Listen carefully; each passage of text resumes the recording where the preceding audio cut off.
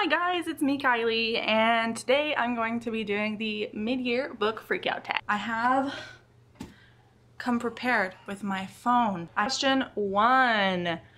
Best book you've read so far in 2020. So I'm gonna have to go with The Seven Husbands of Evelyn Hugo just because I read this last year. I gave it a 4.5 stars, but this year I bumped it up to a 5 stars. I don't think I was quite ready for this book last year when I originally read it, but this year I am much more accepting of who I am as a queer woman. So I was able to really accept all of the nuances within this story. So I bumped it up to 5 stars and it was great. You should read it. And the next question is the best sequel you've read in 2020. I can't answer this. I haven't read any sequels. I haven't read any sequels for like probably a solid year now. It's just not my jam. And I haven't picked anything up. I did take a 6-month hiatus from like October to April.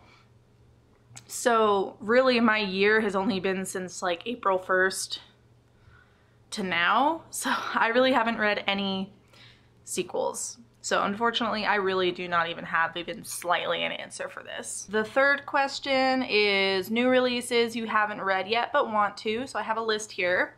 So the first one is The Sound of Stars by Alicia Dow, Stay Gold by Tobley McSmith, Felix Ever After by Case and Calendar, Upright Women Wanted by Sarah Gailey, Clap When You Land by Elizabeth Acevedo, and The Book of Eels by Patrick Svensson. These are all releases that have been like directly on my radar lately. Question number 4, most anticipated release for the second half of the year. Okay, so I'm just gonna pop them up here. I don't want to go ahead and read everything, but I will leave links down below for those books if you want to read the descriptions. But I have 4 of them that look really interesting, and I haven't, in all honesty, looked too deeply into them, so we'll see.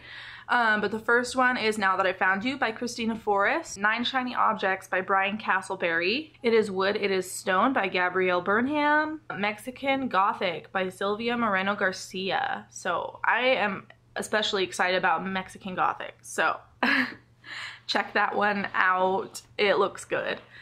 And then question number 5, your biggest disappointment. I didn't really have any major disappointments so far, and like I said, I have only read 8 books, but I'm gonna have to go with Tweet Cute by Emma Lord. And hear me out, like seriously, take it with a grain of salt, but Tweet Cute was read with a very specific purpose in mind, and that was like a filler book, and I was searching for something that would just really give me like the complete fuzzies, and it didn't really give me complete fuzzies. It was a good filler book. It was like 3 stars, but it didn't give me what I was looking for. So I'm just gonna go ahead and plug it in as biggest disappointment because I don't really have anything else that fits for that spot.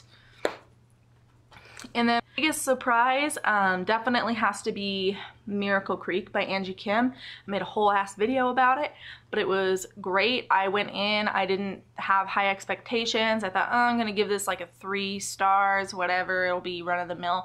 No, it was great. It was such a surprise, and just the fact that it's a debut made it better. And don't get me wrong, it definitely has its faults. Overall though, it's pretty good, and I would recommend it. This is about a family. I've talked so much about this, so I'll be brief, but this is about a Korean family who've immigrated to America, and they have this hyperbaric oxygen chamber known as HBOT, and it's meant to treat patients who are dealing with things from like autism, cerebral palsy, and male infertility, and then things go awry. The chamber catches on fire, 2 people die, there's a mom on trial for murdering her kid, and we're just really following the trial as well as the before and after scenes of the trial and going back in time to around the time that this all happened. It's very good. There's a lot of conversation in it. I do feel that there were some things that were unanswered at the end of the book, but overall, if you can stomach a few things being unanswered, it was a really great book with a lot of heavy conversational pieces within it. Favorite new author, debut or new to you? So I'm gonna go ahead and put A.R. Torrey because I read The Girl in 6E in April for Literary Alliance. I think I was the only one who read it, but I thoroughly enjoyed this book so much. I kind of knew I would. It seemed like something right up my alley, but I really enjoyed it. I know that A.R. Torrey writes like kind of like smutty books, I think. Don't quote me on that, but I've never read those. So I'm talking about just this genre that The Girl in 6E is in. I think it's thriller. But I really enjoyed this, and I meant to read the other two in this series, but I never did. Question number 8 is your newest fictional crush. Now, I don't really have fictional crushes. I've never had a fictional crush, but I do have a comment. So I was thinking back, and so I'm currently reading Girl Crushed by Katie Heaney, and I am so I'm thinking about myself when I was in high school, because they're seniors in high school. Thinking about myself, and I was like, okay, I would probably have a big old fat crush on Jamie. So there you have it. But no, I don't really have any fictional crushes at all.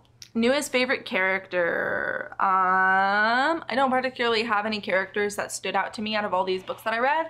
Maybe Evelyn from Evelyn Hugo, because I think she is a badass bitch, even though she's kind of morally gray. And I think throughout Evelyn Hugo, we see a lot of her vulnerability showing through with the words, and I don't know, it really touched me, so I'm gonna go with Evelyn Hugo. And then a book that made you cry. I'm not gonna mention Evelyn Hugo again, but so I went ahead and picked Dry by Neil Shusterman. And the reason I cried was because it was so intense, like just the action and the stakes were so high that I was crying from being tensed up. So I am going with that one. It's not your typical, oh, that was sappy. This was like, I'm on edge. Oh my God, I need to release my emotions. Dry is fantastic. If you haven't read it, you need to read it.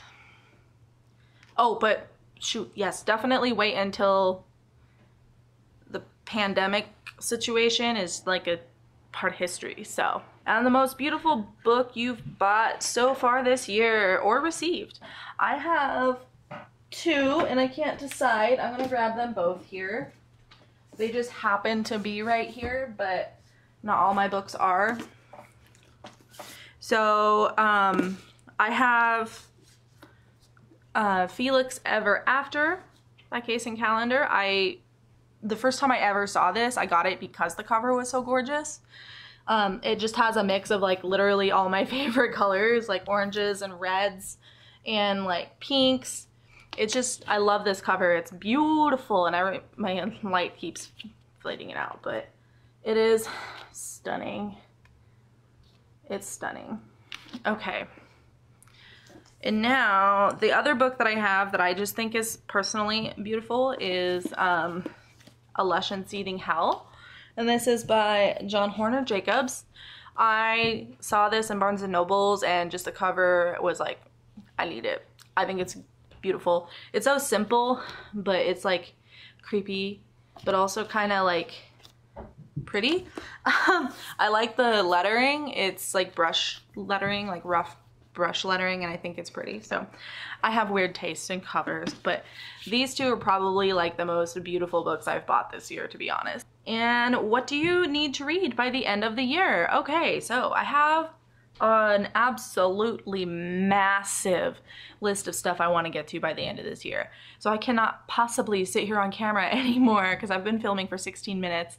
I cannot sit here on camera any longer and list all the books I want to read. So if you'd like to see like a video of all the books that I want to read in the rest of 2020, go ahead and let me know in the comments or like the video so that I know. And with that, that's the end of the tag. I've been filming for quite a while now, so I'm gonna go ahead and hop off the camera and edit. If you enjoyed the video, go ahead and like, comment, whatever, and subscribe.